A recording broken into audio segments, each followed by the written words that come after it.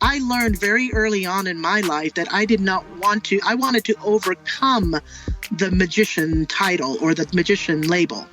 When I looked around me and I saw what other magicians were doing and how they were presenting themselves or selling themselves, I knew at that time that that was not what I wanted to do, right? Like I looked at that and I go, okay, that's not who I am. But I didn't know at that time exactly who it was that I was. Sometime between me becoming a professional magician and doing it old school with agents and managers, and then getting married and starting a family and taking about 5 or 6 years off from performing to build a company with my husband. By the time I realized that it was time for me to get back into performing again, the game had completely changed.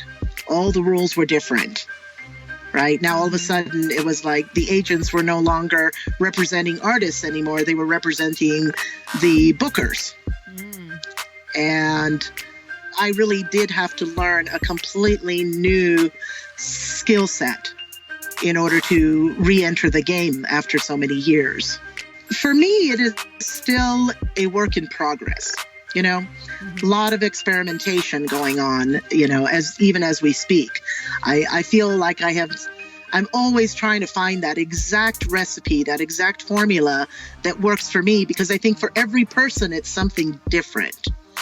You know, I don't think that there is a cookie cutter, you know, mold that everyone can fit into. I think that this is really, especially when you're promoting somebody, you know, something like yourself, right? And you're selling yourself as the product.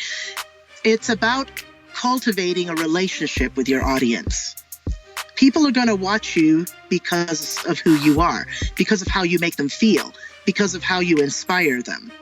So if you're going to reach someone through a screen, if they're going to sit down and they're going to spend, you know, the 15 minutes or the 30 minutes or the 10 minutes or even that 5-minute, 3-minute video that you put on, it better be meaningful and it better move them in some way. It better touch their souls in some way.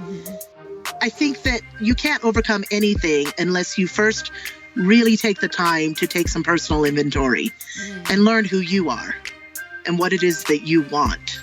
If you don't know what you want, then you don't know what your direction is. If you don't know your direction, then you're just flying around in the wind, you know, taking this advice and that advice and, you know, hitting dead ends all the time. Yeah. Right? So the process started with me. It started with me doing a lot of internal, you know, soul searching. I went on a spiritual quest. And as I started to do that, I began to realize that there is a magic that surrounds us in our everyday life that is bigger than anything that we, you know, can mimic in our hands. Yeah? Yep. But what if I could use my magic to bring awareness and a sense of wonder and a sense of inspiration to people through that? Everyone, I believe, comes into this world with a particular superpower, a talent, a gift that they excel in better than anyone else. And I think that it's our quest to discover what that is. Instead of trying to copy and mimic what other people are doing and trying to replicate what other people are doing. You know, why is it that people buy a system and they try to duplicate it and they don't get the same results that other person did? So defining who you are and what is your unique gift, what is your unique power, the clue to finding that is to really, you know, take some time with yourself. And then that's when inspiration begins. That's when the vision quest begins. You start to feel and you start to listen. It's not about trying to figure out. It's about listening. It's about listening to yourself. Don't compromise your integrity, right? Because there's going to be a lot of temptation for that, a lot.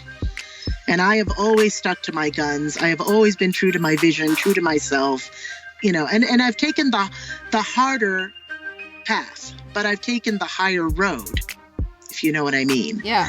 And I continue to believe in my mission in spite of it. And I am finding people along the way that feel the same way I do. I think that that's what it is that in order to persevere, you have to not give up no matter what. You have to keep putting yourself out there And you have to keep finding people that are, of like mind, that believe in your mission, that see what you're trying to do, that this isn't a selfish endeavor, that this is something that I try to create for the greater good. Don't waste any time or energy being angry with the people that oppress you or suppress you, because that's a waste of energy.